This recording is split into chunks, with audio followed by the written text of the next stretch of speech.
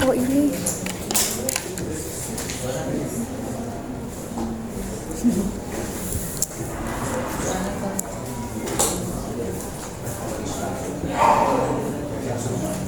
Oke, kita mulai ya. Kita lanjutkan materinya. Sekarang masuk ada yang namanya hash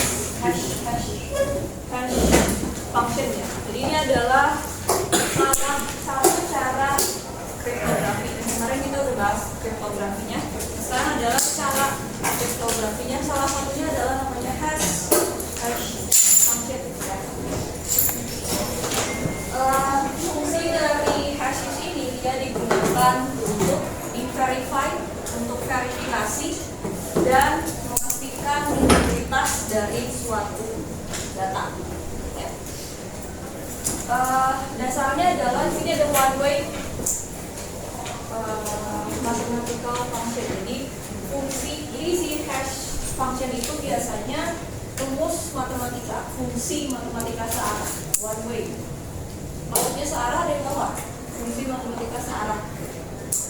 Jadi kita dibalikin lagi susah input output. Ketika kita tahu inputnya bisa dengan mudah. Oke, kita contohin aja ya. Misalnya ada fungsi 2x plus 5 sama dengan y. Berarti di sini nanti y ini hasilnya ketika x-nya diketahui, y-nya bisa diketahui. Ya. Kalau y-nya yang diketahui, x-nya bisa diketahui nggak? Bisa. Contoh ya, misalnya x-nya ini adalah input, y-nya ini berarti outputnya kan ya. Kalau x-nya sama dengan 2, berapakah nilai y? Tinggal dimasukin ya, 2 kali 2 ditambah 5 berapa? Kali dulu kan ya? 9. Oke, berarti kalau di sini y sama dengan 11, berapakah nilai x? Bisa diketahui nggak? Kalau ini kan diketahui x-nya, inputnya, y-nya bisa diketahui? Bisa. Kalau sekarang dibalik, yang diketahui adalah outputnya. X-nya bisa dicari nggak? Bisa. Bisa. X-nya berapa? 2x tambah 5 sama dengan 11. 2x sama dengan 6 ya. X sama dengan 3. Itu kan ya? Jadi kalau inputnya diketahui, outputnya gampang kita ketahui. Ini output yang kita ketahui, inputnya gampang. Nah, ini yang disebut sebagai two-way function. Bisa diulang balik. Inputnya diketahui, outputnya bisa. Outputnya diketahui, inputnya bisa dicari. Nah, sekarang kalau one way itu gimana? One way itu ininya gini.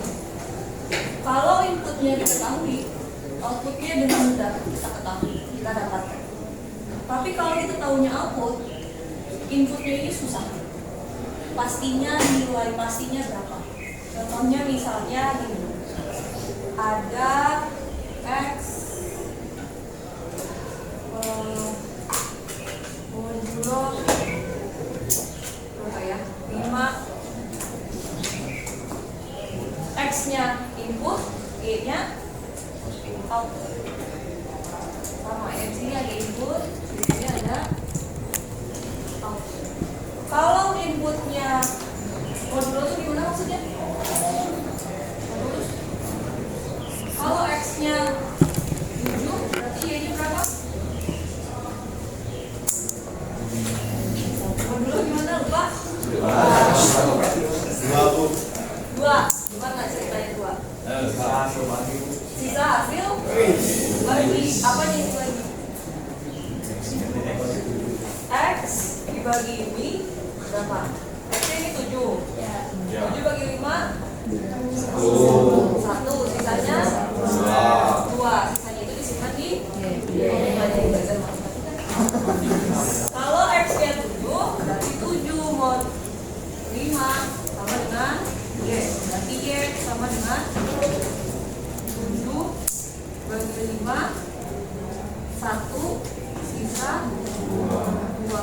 Y-nya adalah 2. Saya, kalau inputnya diketahui, outputnya bisa dengan mudah kita dapatkan. Tapi sekarang kalau dibalik, kalau Y-nya, berapa Y-nya? Y-nya sama dengan 2, berapakah nilai X?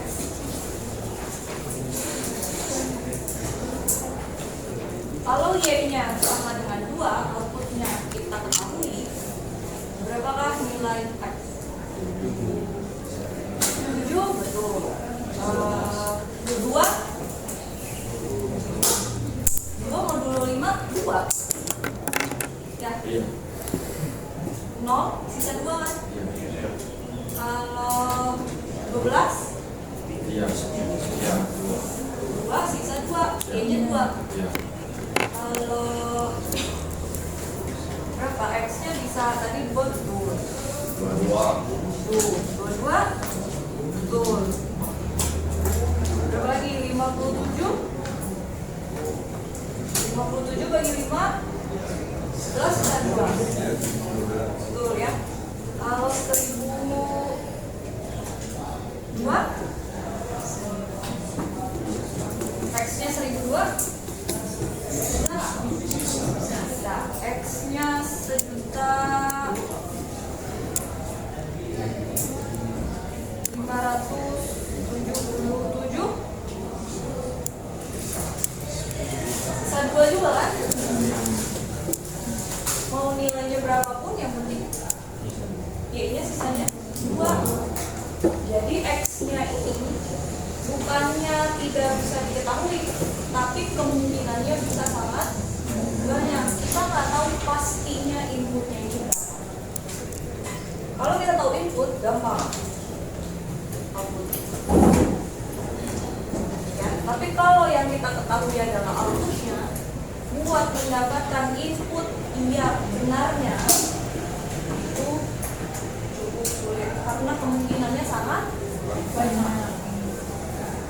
Ini yang disebut sebagai one-way function. One-way function di matematika. Jadi ketika sebenarnya kan gampang ya, kerjanya gampang. 7 modulo 5 2. Tapi kalau 7-nya rahasia, yang kita tahu cuma fungsinya modulo 5, outputnya adalah 2. Inputnya bisa sangat banyak. Jadi ini yang disebut sebagai one way function. Kalau yang ini two way, kenapa? Mau inputnya yang diketahui, outputnya gampang, dapat kita tinggal turunin gitu ya. Kalau outputnya yang diketahui, ya udah inputnya bisa pasti, nggak akan yang lain-lain. Ya, kalau ini pasti inputnya segini, outputnya pasti segini. Kalau outputnya segini, inputnya pasti segini. Kalau yang ini pasti. Kalau yang ini, ketika inputnya diketahui pasti output. Tapi ketika inputnya tidak diketahui, ketika dibalik hanya outputnya yang diketahui, sulit untuk mendapatkan nilai input yang benar. Ini yang disebut sebagai one way function. Memang di hash function ini isinya biasanya modulo ya. Ya, beda bisa ya, one way sama two way ya. Secara fungsi matematiknya gampang, tapi kalau misalnya ada vector, ada trend vector, dia cuma tahu output, cuma tahu metodenya, rumusnya, fungsinya, tapi nggak tahu input pastinya berapa. Dia cuma bisa coba-coba, nggak tahu input yang pastinya berapa. Ya, kalau input pastinya panjang gitu ya, misalnya 7.000 itu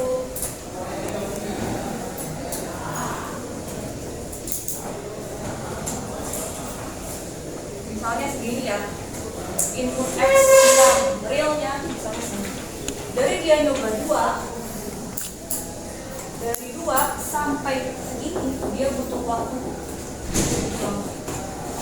2 naik ke 7, naik ke berapa lagi? 12,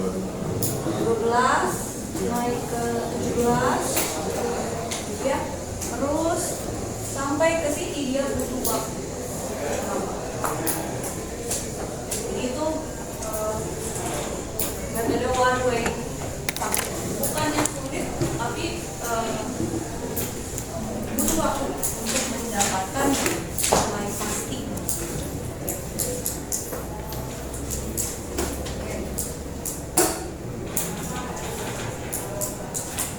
Ya, itu one way functionnya. Nah, ini hash functionnya ini ada gambaran di sini, ada plain textnya, berarti message aslinya. Terus dimasukkan ke di sini ada gambar corong. Gambar corongnya ini jadi nanti dia one way functionnya tadi, rumusnya ya, fungsi matematikanya. Hasilnya adalah oke. Plain text message-nya di sana panjangnya suka-suka. Di sini ada arbitrary length, panjangnya jadi cuma satu huruf, dua huruf, satu kata, dua kata, satu paragraf, 5 paragraf, satu artikel. Hasilnya fix, panjangnya dinamakan hash value. Ini hash value. Jadi kalau panjangnya 128 bit, mau plain text-nya cuma huruf A saja, hasilnya pasti 128 bit. Mau satu kata huruf ya, hasilnya pasti 128. Mau satu artikel yang panjang pun hasilnya akan selalu 128 bit.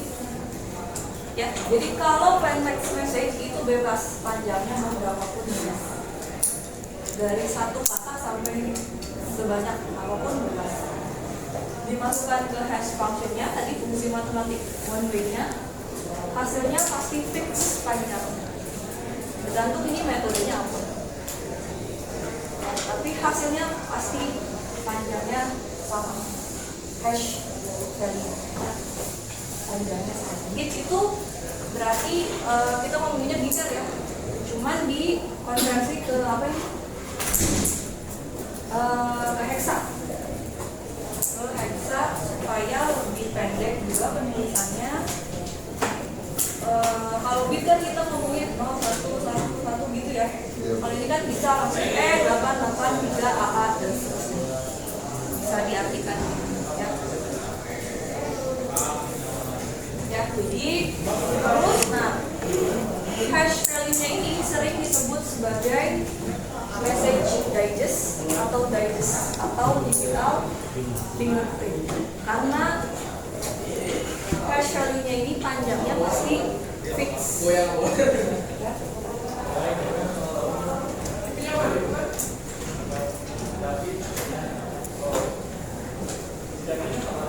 Oke, ini secara umum gambaran dari hash. Ya.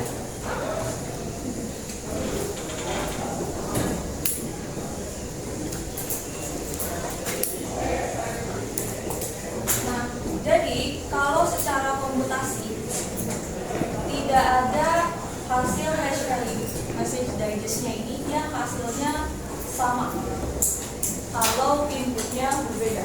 Misalnya inputnya message plain text-nya polbar. Ini huruf kecil semua. Katakanlah digest-nya jadi 8, 9, misalnya gitu ya. Ini P-nya diganti jadi huruf besar.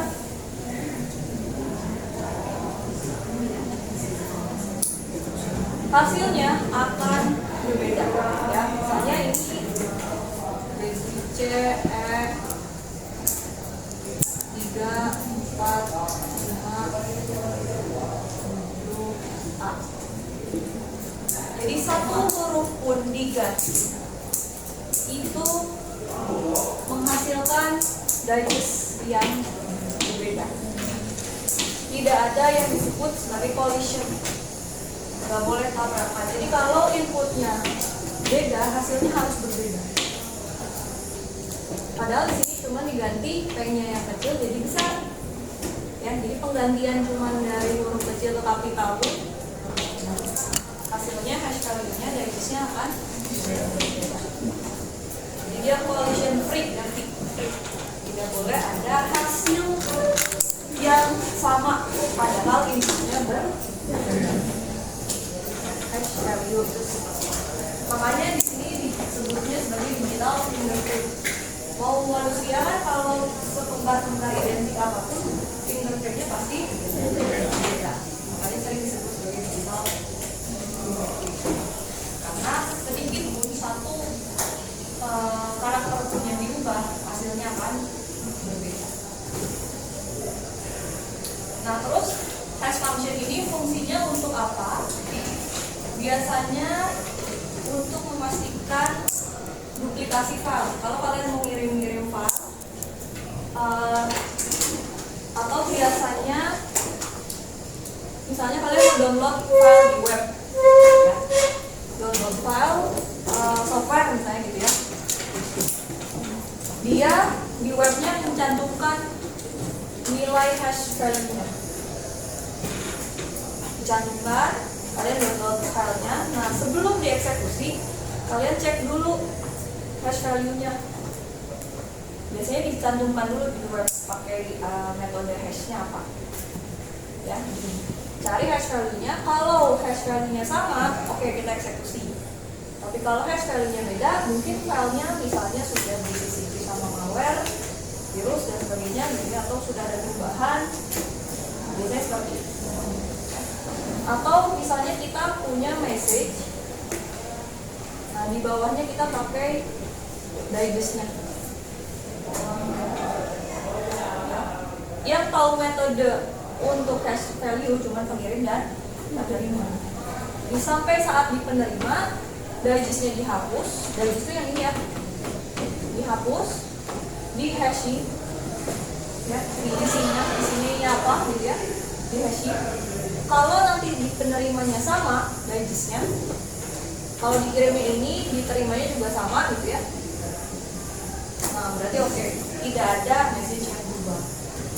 Tapi ketika berubah jadi seperti ini, oh tadi, atau mungkin di tengah-tengah ada yang thread actor yang berubah gitu ya, atau tadi ada perubahan satu huruf pun kan akan berubah.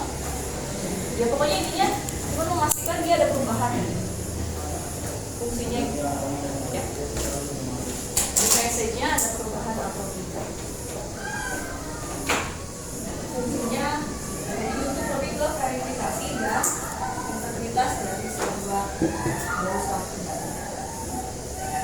Ya, contohnya perubahannya tadi bisa sengaja atau tidak sengaja, biasanya sama thread actor sengaja diubah gitu ya. Kalau nggak sengaja mungkin di perjalanan atau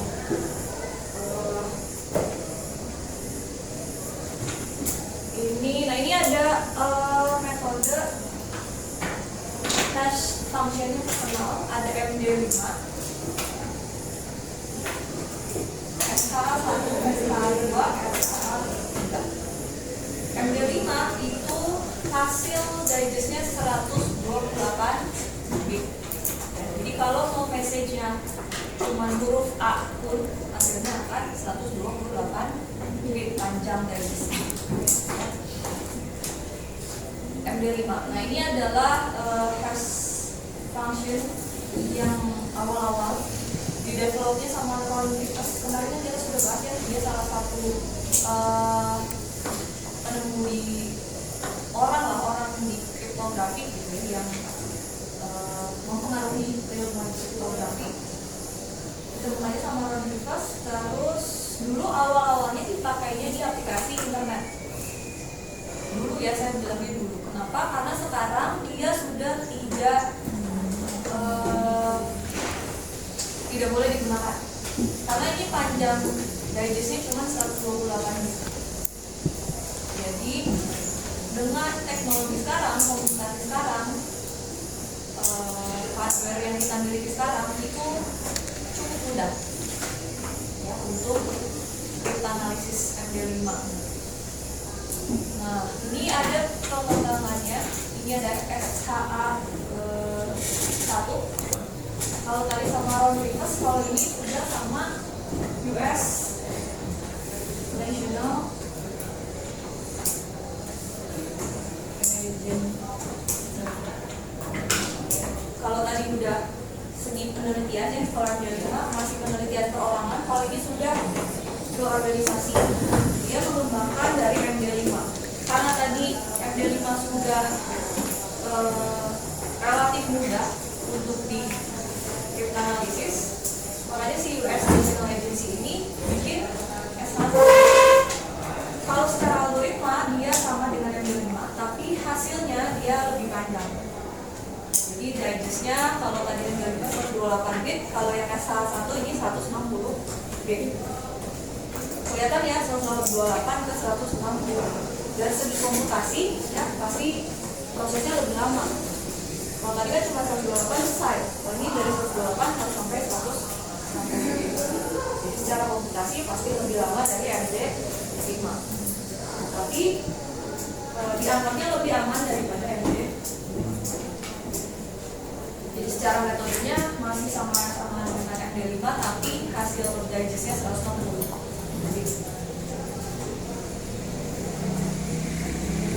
Di tempatnya tahun 95-an. Kalian udah lahir? Zaman saya baru lahir. Terus SH2. Nah ini yang tren sekarang. Kita masih di SH2. Masih di sini. Tren hash function sekarang. Dipakai sama Bitcoin, sama blockchain itu SH256. Masih digunakan. SH2 ini sama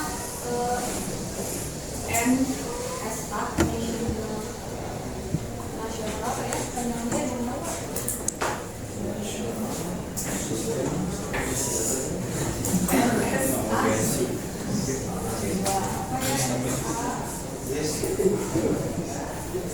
National Security ya, kalau ini langsung ke Security Agency. Tapi nasional tetap punyanya US. Dia menemukan algoritma yang lebih berkembang daripada S1. Dia digestnya ini mulai dari 224 bit, 256, 384 bit, sampai di sini paling banyaknya 512. Itu S1. Dikembangkannya sekarang sudah sama organisasi, sudah bukan perorangan lagi. S1 ini masih relatif sulit untuk cryptanalysis, ya. Jadi masih dipakai sampai sekarang. 256 pun masih cukup sulit, ya. Apalagi yang 512 lebih panjang lagi komputasi. Ya, tapi ya biasa kan namanya teknologi terus berkembang. Jadi ini ada next generation-nya, ya bukan apa? Belum band. Ya, zaman saya itu ya. Ada SH3. Ini dikembangkannya sama, kalau ini mah sering dengar ya. NIS, ya. Lagi dikembangkan sama NIS, sudah ada metodenya, sudah dikembangkannya sama NIS, tapi tidak terlalu banyak digunakan karena SH2 saja masih sulit, ya, masih relatif bisa lah untuk teknologi sekarang. SH2 itu masih terlalu karena masih terus. Jadi SH3 ini belum terlalu mungkin digunakan, ya.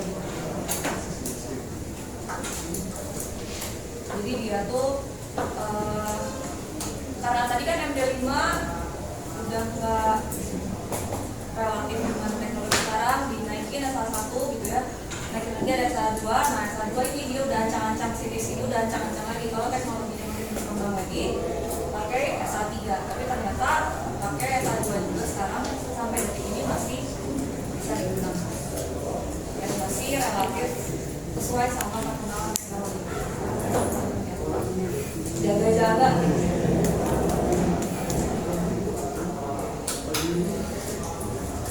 Oke. Nah ini ya. Di sini ada contohnya. Dia mau kirim uang ke Alex $100. ini adalah hasil hash functionnya, jadi hash value-nya atau message digest-nya. Nah, ketika diubah, digest-nya akan diubah total. Ya. Kita bisa lihat dari awal karakternya pun sudah berubah. Depannya 4X, di sini depannya 12. Udah berbeda. Pasti informasinya sudah berubah. Jadi biasanya gini, hash function, jadi dia ada informasinya, ini hasil hash functionnya. Yang tahu metodenya adalah pengirim dan penerimanya. Tapi kan kita tahu ya ada metode-metode ini yang keren. Bisa dicoba dong ya. Nah, misalnya diubah sama threat actor di tengah-tengah jaringan, man in the middle attack. Di tengah-tengah ada orang. Gak jadi, gak ke Alex, jadinya pindahin ke Jeremy, tambahin jadi 1000. Kalau si threat actor-nya tahu algoritma hash value-nya apa, hash function-nya apa, diganti aja sama dia. Yang diterima sama pengirim yang ini. Jadi hash function tidak bisa mencegah orang untuk mengubah data, nggak bisa. Dia cuma memastikan aja kalau informasi dengan digest, informasinya di sini digestnya. Ketika di penerima informasinya dimasukkan ke hash function, digestnya sama, oke. Dia cuma sekedar itu, sekedar memverifikasi informasinya belum berubah. Kalau digestnya sama. Jadi kalau threat actor-nya tahu algoritmanya apa, ya udah diubah aja semuanya. Jadi tidak bisa mencegah perubahan data secara sengaja sama threat actor tengah jalan gitu ya, ubah. Dia nggak bisa dicegah. Dia bisa aja diubah. Jadi hash function tidak, fungsinya bukan untuk mencegah orang untuk mengubah informasi. Ya, ini hanya verifikasi aja. Informasi yang belum atau tidak. Ya.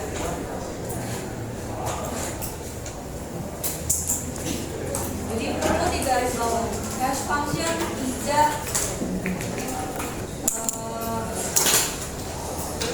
bisa melindungi data dari perubahan yang disengaja oleh threat actor.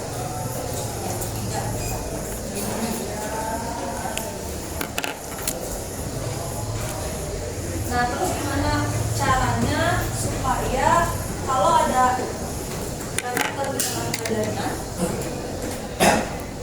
meskipun diubah algoritma hash function-nya dicoba-coba sama threat actor, tapi nggak akan menemukan digest yang sama persis. Ditambahkan lagi secret key. Jadi ada informasi, ada secret key, dimasukkan ke fungsi hash-nya, algoritma hash-nya, baru dapat digest. Nah, ini disebut sebagai hash message authentication code. Ya, jadi ada dua, ada secret key sama informasinya yang dimasukkan ke fungsi hash-nya, baru didapatkan message digest. Nah, ini yang tahu secret key hanya pengirim dan penerima saja. Ini salah satu untuk mencegah man in the middle attack. Ya, meskipun hash function metodenya bisa dicari-cari, tapi secret key-nya tidak diketahui. Jadi dia tidak akan mendapatkan digest yang bisa sama persis sesuai dengan secret key. Jadi ini ditambahin identitasnya, ditambahin kuncinya. Jadi man in the middle attack-nya nggak bisa kira-kira karena ada secret key.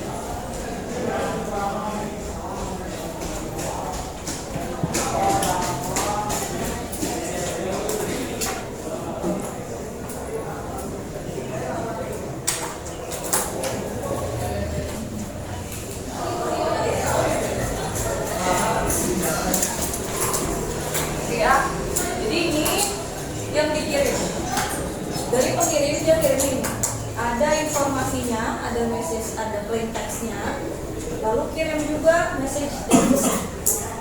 Dikirimlah, nah di penerima digestnya dicopot dulu, dihilangin dulu. Digestnya dihilangin, ada informasi ditambah script key yang mereka punya, dimasukkan ke metode hash function-nya. Ketika digestnya sama, sudah, berarti informasinya tidak. Jadi ini dihilangin dulu ketika sampai di penerima. Dia masukin secret key-nya sendiri. Ya, secret key-nya sama. Berarti dia masih yang symmetric ya, kuncinya sama. Oke, ya ini HR KC. Jadi ini salah satu untuk mencegah main gitu.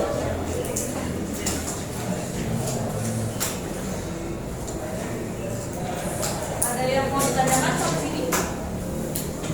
Untuk hash function? Ada yang menanyakan? Berarti hash function ini merupakan salah satu metode dari enkripsi, atau ada fungsi sama penggunaan yang berbeda? Ya, hash function itu merupakan salah satu implementasi dari enkripsi, ya, atau ada fungsi sama penggunaan yang berbeda dari Enggak, dia cuma memang bagian verifikasi sama integritas data aja. Ini memastikan. Kalau enkripsi, data yang dikirimnya kan data enkripsinya. Kalau ini bukan, ini informasinya ada, message digestnya juga ada. Jadi ini supaya nggak ketahuan dua-duanya di tengah jaringan.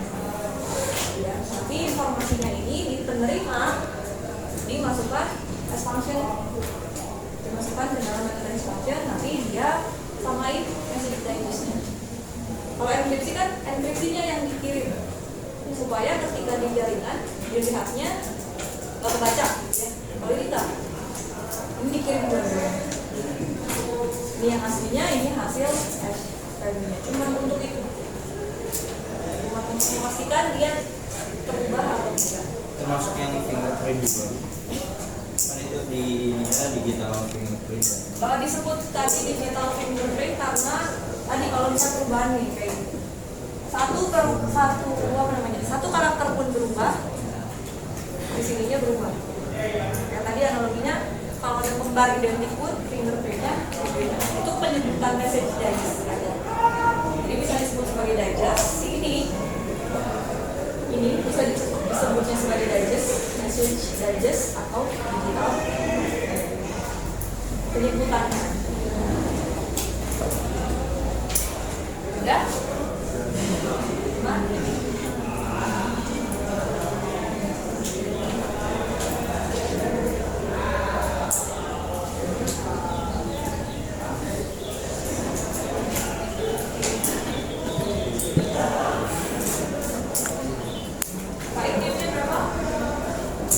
Empat satu.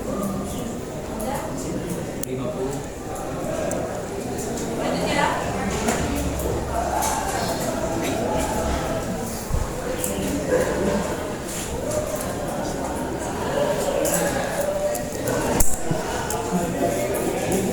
Oke, kita masuk ke ada yang namanya kriptografi klasik ya, namanya klasik ya. Klasik apa ya yang biasa disebut sebagai klasik? Barang klasik nanti barang artikel kriptografi klasik. Nah, disebut juga sebagai kriptografi yang udah lama. Kriptografi zaman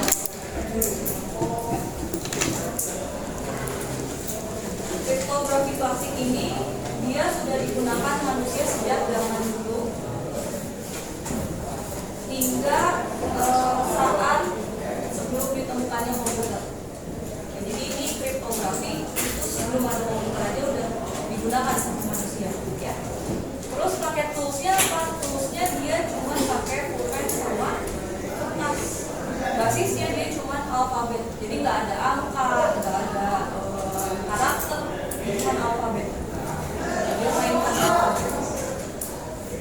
Kita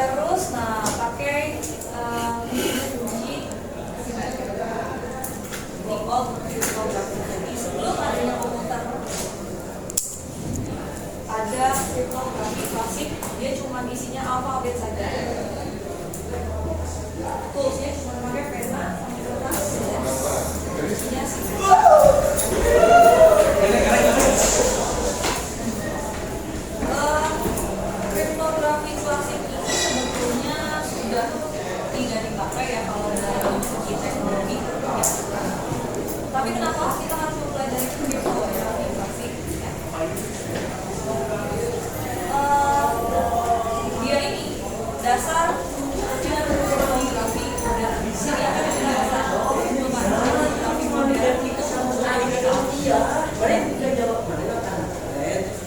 ada dua cipher. Cipher masih ingat cipher apa? Cipher itu adalah algoritma dari komputer. Dan ada teknik substitusi, ada teknik transposisi. Ini kriptografi kuantitatif.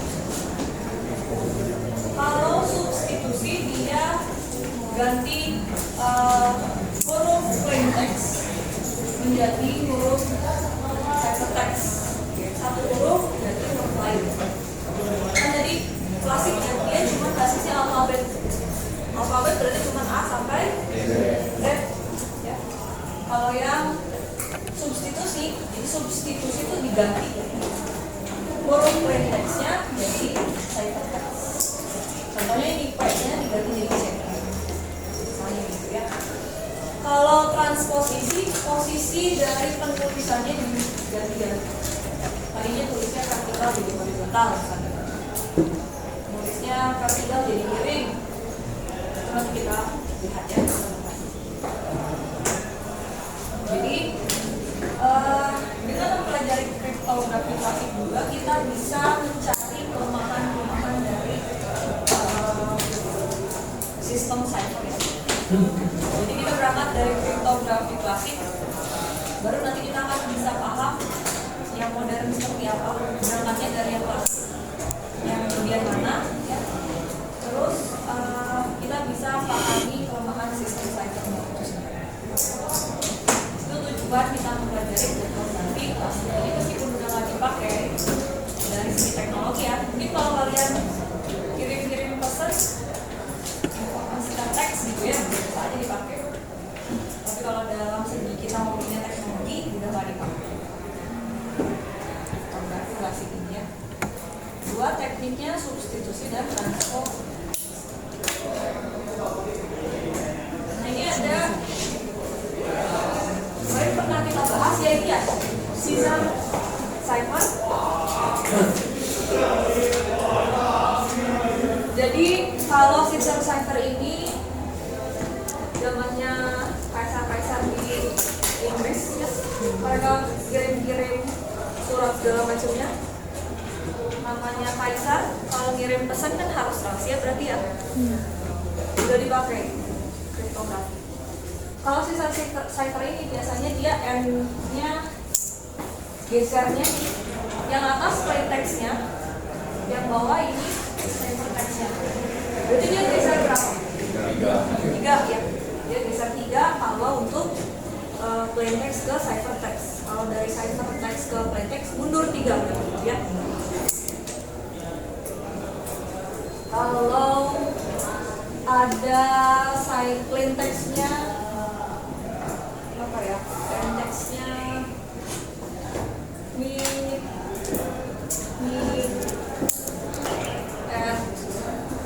gimana kalau janjian?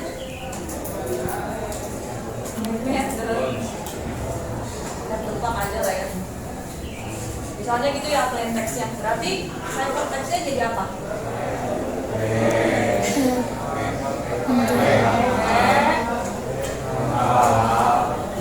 pakai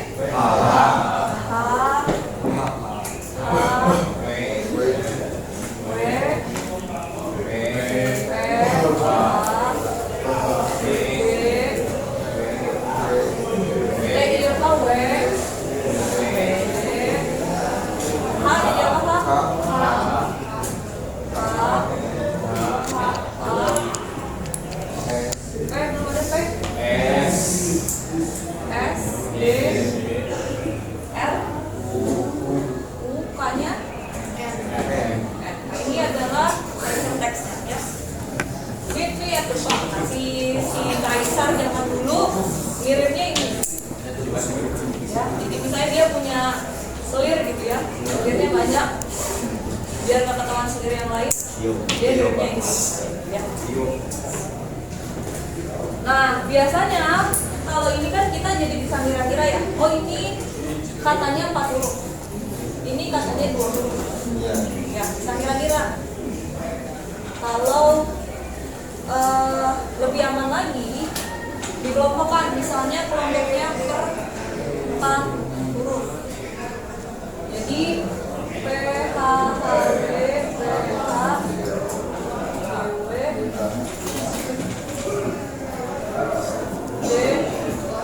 F. Jadi ini dianggapnya lebih aman karena susah untuk ngira-ngira kata aslinya apa. Atau satu lagi spasinya dihilangkan, jadi nggak ada spasi ya.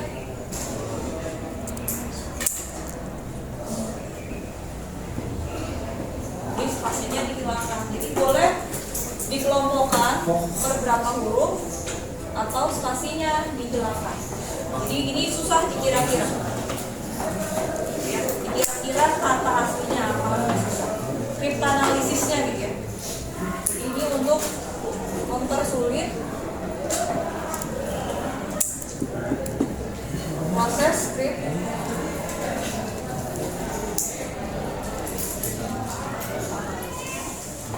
jadi zaman dulu aja udah banyak ya rahasia-rahasia seperti ini ya.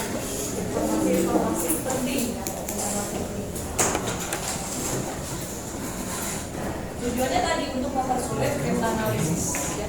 Jadi tidak dikirim berdasarkan jumlah kata yang teks aslinya. Mau dikelompokkan per 2, per 4, per 5, bebas ya. Biasanya dikelompokkan. Atau spasinya dihilangin aja. Hilangin di sini. Ya. Itu sisa cipher. Nah, tapi karena dia ini kan alfabet ya. Berarti pergeserannya bisa geser satu kata, satu kata. 20 sampai berapa huruf? Sampai 26 ya.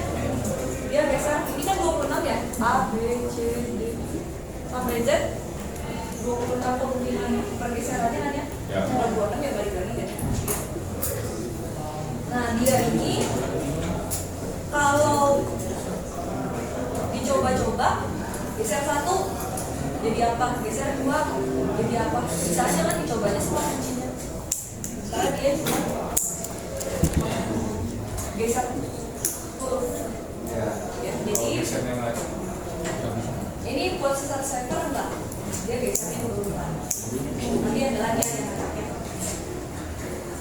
Nah, ini ada tekniknya.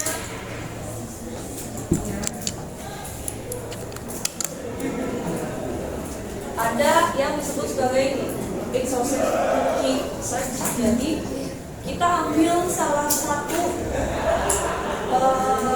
cryptography, salah satu dari cipher text-nya kita ambil. Ya, terus kita cari. Ini semuanya dicoba ya. Semua pergeseran hurufnya dicoba.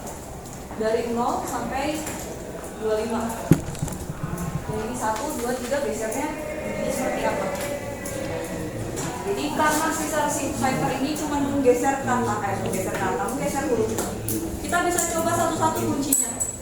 Mulai dari geser 1, geser 2, geser 3, geser 4 sampai 25. Ya, yang ke nolnya itu adalah kriptogramnya ya. Ini kriptogram. Nah, kita tinggal cari. Dari sini misalnya ini geser 25. Kuncinya 25, gesernya 25. YNAWI. Apa kata apa yang menghasilkan YNAWI? Gak ada artinya ya. Geser 24 adalah ZOBXJ, gak ada artinya. Jadi kita bisa cari yang kemungkinan ada artinya adalah yang ini ada di dalam bahasa Inggris kan ya. Ada kata verb ini ada.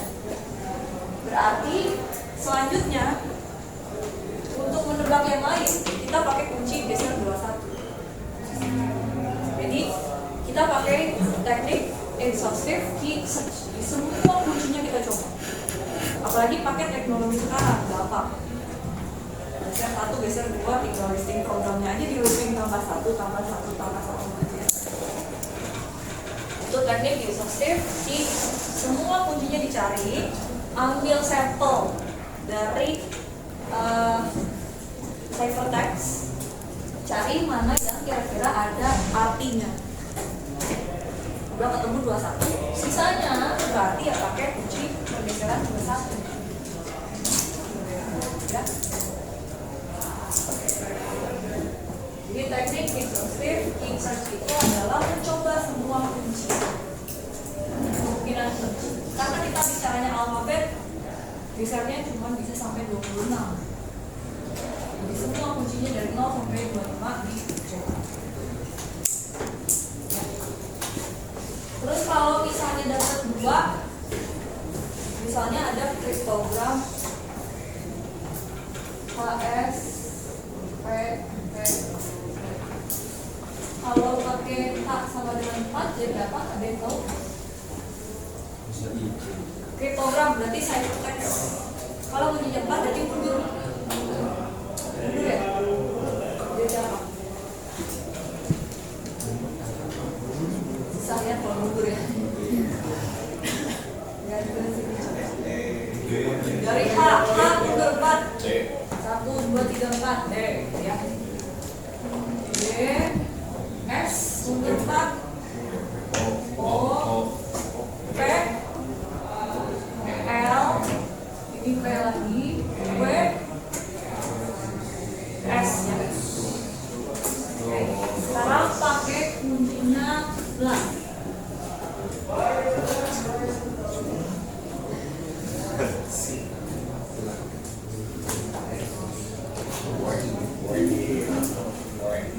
H jadi W, terus S jadi H, terus P lagi. Nah ini artinya si kunci 4 dan kunci 11-nya ada katanya dapat berarti gitu ya. Nah berarti dia nanti selanjutnya nyobain kunci yang 4, kunci yang 11. Dilanjut 2 kemungkinan kuncinya. Jadi kriptoanalisis bisa coba satu-satu gitu ya. Ini ada di buku William Stalin.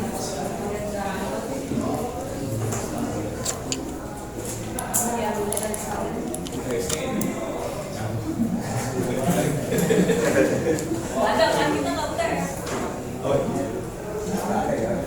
Mau tes? Enggak.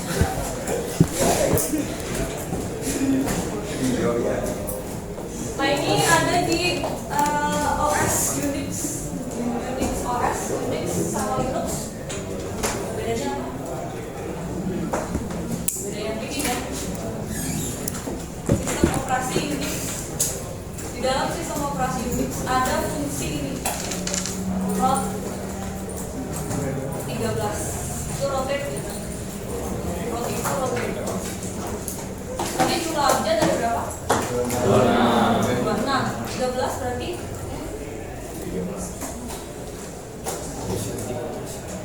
13 berarti berapa? 26 bagi 13 setengahnya ya? Setengahnya dari 20, setengahnya dari jumlah abjad keseluruhan ya. Jadi ini tengah-tengah. A sampai Z itu setengah dari abjad, N sampai Z juga setengah dari abjadnya misalnya ya. Jadi plain text-nya kalau DAP jadi apa? D jadi Q, U jadi H, J jadi P, K jadi X. Nah sekarang kalau ini kalian jangan lihat dari ciphertext ke plain text-nya, tapi dari plain text-nya dibalikin ya. Jadi ciphertext sama plain text-nya bisa saling bertukar. Ya, karena 13 itu kan setengahnya ya. Kalau ini sudah jadi ini terus di encrypt lagi pakai relatif 13 ini, balik lagi. Jadi DAP. Jadi kalau ini kenapa dipakai sama fungsi si OS Unix? Karena dia keistimewaannya kita nggak usah bikin program encrypt, program decrypt. Kalau tadi kan encrypt, kalau yang saya cipher encryptnya ditambah 3, berarti decryptnya dikurangi 3. Beda programnya. Kalau yang ini, yang rotate 13, dia cukup bikin satu program enkripsi. Kalau mau decrypt, berarti looping lagi sekali lagi enkripsinya. Jadi nggak usah bikin 2. Kalau dari segi komputasi ya, nggak usah bikin 2 basic program, bikin 1 aja enkripsi. Kalau mau decrypt 2 kali di looping. Kebayang nggak? Ya karena apa? Karena tadi 13 itu adalah setengahnya dari jumlah abjad. Nanti dia kalau di encrypt sekali lagi ya balik lagi. Ya, ini di encrypt Q jadi D, H jadi U, P jadi C, X jadi K gitu. Kalau 2 kali encrypt dia jadi seolah-olah decrypt. Jadi ini keistimewaan dari rotate 12. Jadi ini dipakai di sistem Unix. Salah satu fungsi di sistem Unix adalah rotate 13.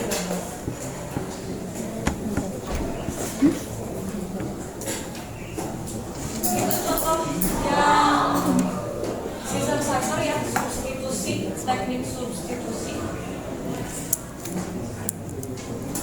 Nah, selain itu, jadi ada jenis-jenis cipher substitusi, teknik substitusi. Ada jenis cipher abjad tunggal, monoalphabetic cipher. Jadi tadi satu huruf plain text diganti dengan satu huruf ciphertext. Contohnya ya tadi Caesar cipher. Dia geser kan ya.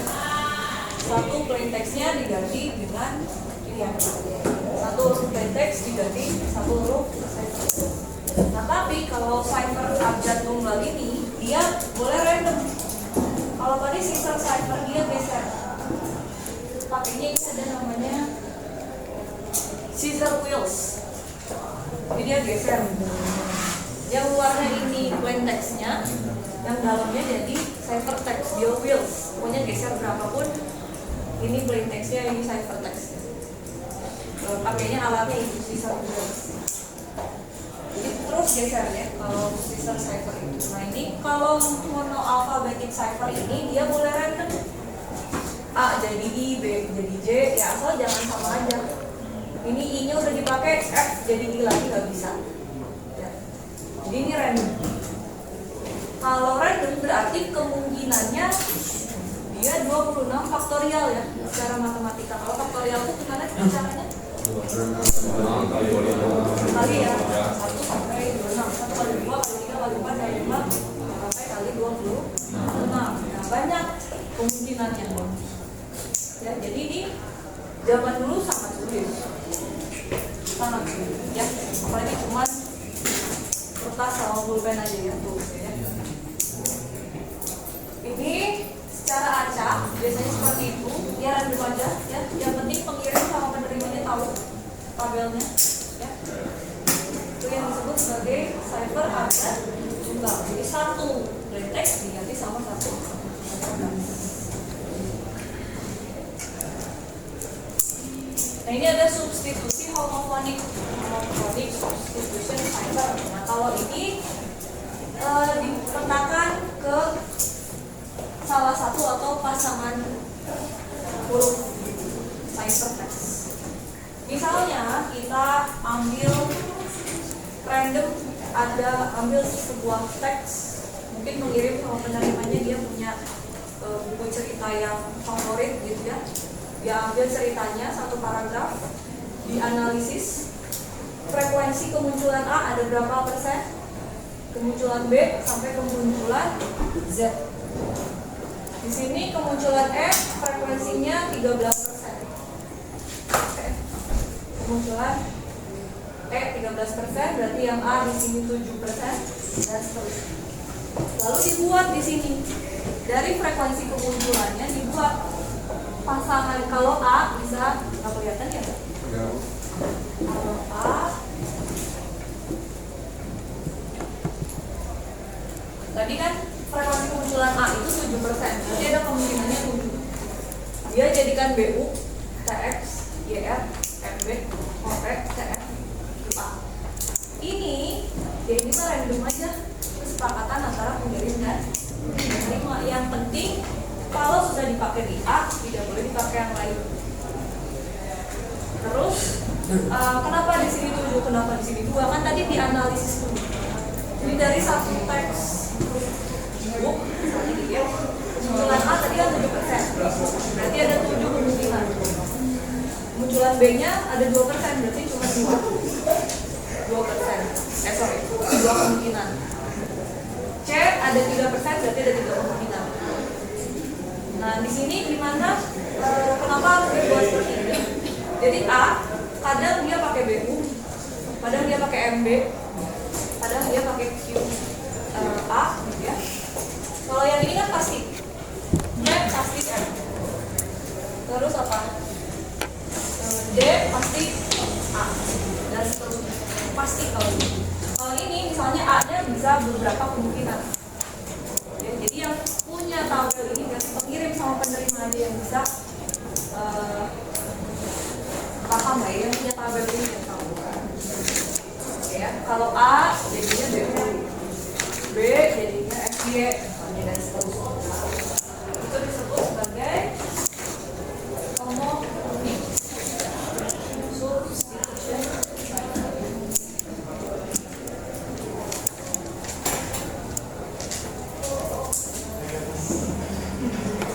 Sekarang kalau plain text-nya apa ya, biasanya kan kalau klasik cuma alfabet ya.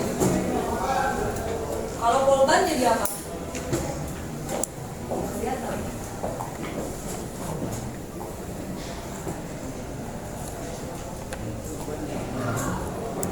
Polban P-nya bisa IR, bisa JA. IR terus O-nya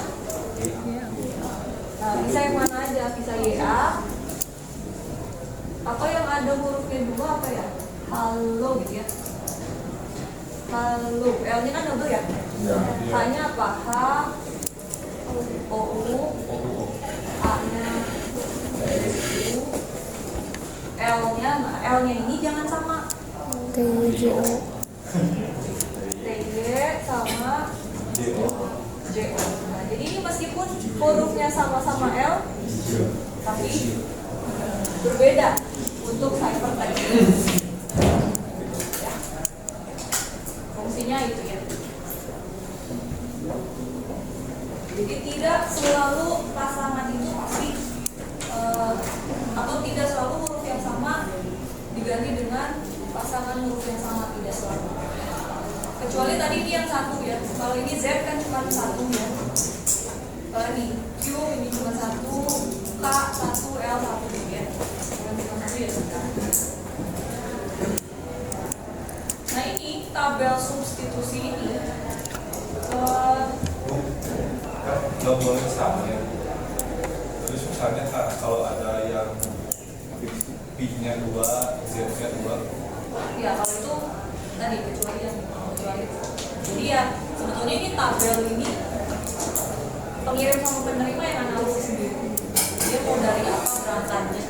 Apakah dia semuanya mau jadi 4, mau jadi 5 semua kemungkinan atau pasangan hurufnya 5 semua boleh, 6 semua boleh, 10 semua boleh.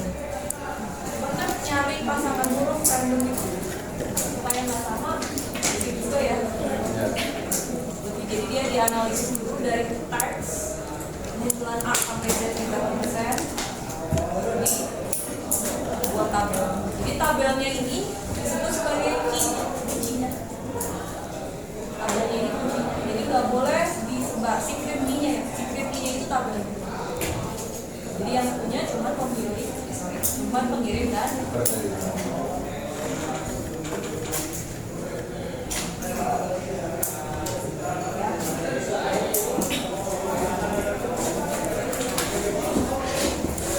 ada lagi cipher substitusi polyalphabetic. Nah kalau tadi kan langsung ya ada tabel dari plain text ke ciphertext. Kalau ini tambah key-nya lagi. Oke ya. Ini ya. Misalnya ini ada plain text-nya kriptografi cipher alfabet majemuk. Bisa baca lah ya garis-garisnya gitu ya. Nah, ditambahin key-nya ini, cuma yang tahu pengirim dan penerima. Katakanlah key-nya lampion. Ya, karena ininya lebih panjang daripada lampion, berarti dikurangi kuncinya key-nya. Lampion terus sampai huruf K ini L-nya aja. Jadi tidak harus ada lampion lagi, nggak, sampai selesai huruf plain text-nya saja. Ya, nah caranya gimana? Tadi pakai mod. Kalau alfabet kan 26. Ya. K ditambah L. Nah, K ini di alfabet urutan berapa? 11. Oh, A-nya di 0. Mulai dari A-nya 0 ya. Jadi K-nya 10, L-nya 11 dijumlahin. Berarti berapa ini? 21 mod 26 hasilnya 21 ya. Oh, kan ya. 0 bisa 21. 21 huruf ke 21 apa? V. Ya. Ini R tambah A. R itu 17, A-nya 0. Berarti 17. Jadi R. Jadi ini K dengan kuncinya L. Ciphertext-nya V. Ini R dengan kuncinya A. Ciphertext-nya jadi R. Terus apa ini I? Kuncinya M. Ciphertext-nya jadi terusnya ya. Ini yang dikirim. Ciphertext-nya. Nah, kalau ini beda sama hash function-nya. Kalau ini yang dikirim ciphertext. Oke.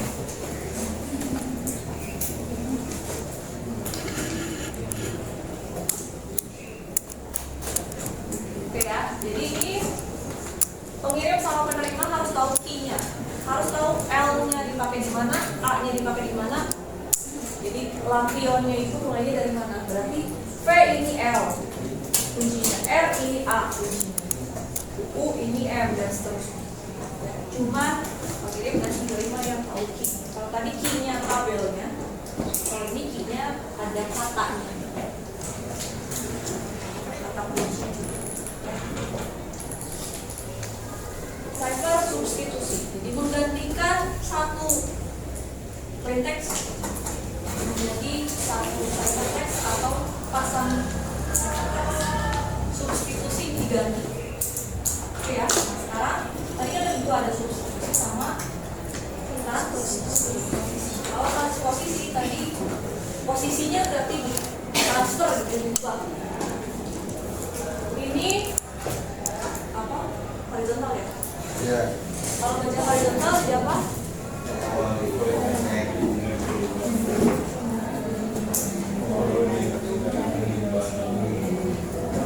Prodi telekomunikasi.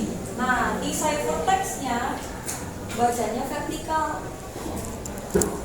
P, K, G, N, R, L, N. Nah, tulis ciphertext-nya. Jadi ini yang disebut sebagai transposisi. Yang tadi plain text-nya bacanya horizontal, saya tahu di sini dikelompokkan huruf juga ya, per 40. Oke, nah terus decrypt-nya gimana? Nah, dijumlahkan karakternya ada berapa, key-nya itu cuma pengirim dan penerima yang tahu, secret key. Key-nya itu jumlah kolomnya, ini ada 1, 2, 3, 4, 5, 6. 42 karakter dibagi 6 berapa? 7. Jadi P, K, G, ada yang bisa? N, R, L, NO. N ini baru berapa? 2, 3, 4. Nah, jadi ke bawahnya siapa yang bisa mendekrypt?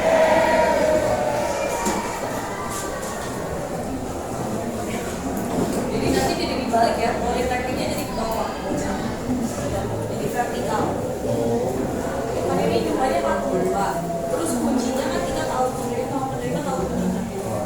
Kuncinya itu jumlah kolomnya nih 6. Ini 42 dibagi 6. Nah, dia tulis 42 2 bagi 6 kan 7. Nulis per 7 karakter. Sudah 7 balik bawah. Balik lagi ke bawah. Dan seterusnya. Jadi balik lagi jadi O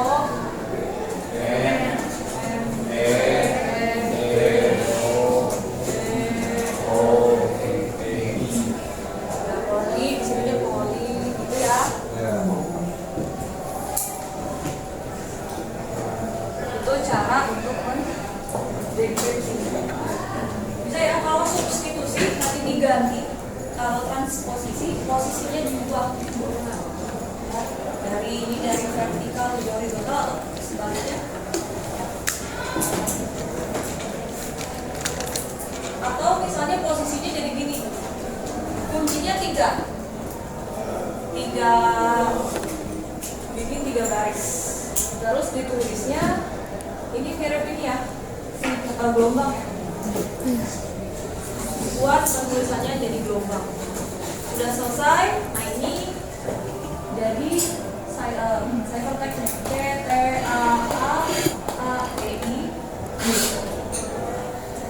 Tadinya tulisan ke bawah, ke atas, ke bawah, ke atas gitu ya. Ciphertext-nya jadi lurus. Ini transposisi juga ya. Posisinya tadi nulisnya bawah atas, ketika ciphertext jadi lurus. Itu namanya transposisi. Posisinya jadi diubah. Ya, ini diambil dari Gustav Linke. Satu lagi ya.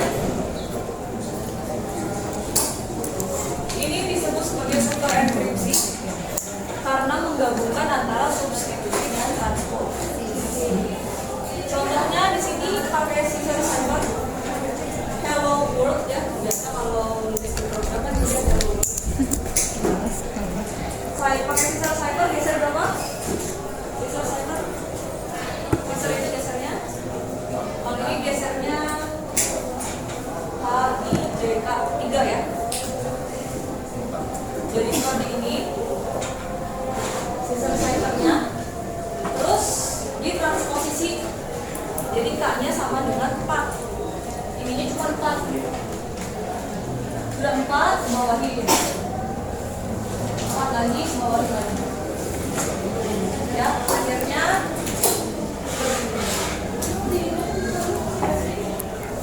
yang ini adalah super enkripsi. Ini menggabungkan antara substitusi, hello world-nya di substitusi dulu, pakai Caesar cipher, hasil ciphertext-nya di transposisi. Tadinya tulisnya cuma lurus saja, jadi per 4, K-nya sama dengan 4, berarti per 4 karakter bawah lagi gitu ya. Baru ini ciphertext akhir. Ini adalah yang disebut sebagai super enkripsi antara substitusi dan transposisi. Nah ini betul-betul ini berangkatnya awal mulanya kriptografi modern. Jadi kriptografi modern banyak dia menggabungkan antara cipher substitusi dan transposisi. Ini kita pelajari dulu substitusi seperti apa, transposisi seperti apa. Berangkatlah baru ke yang oke, sampai sini. Berarti sebentar ya, saya cukupkan dulu. Terima kasih.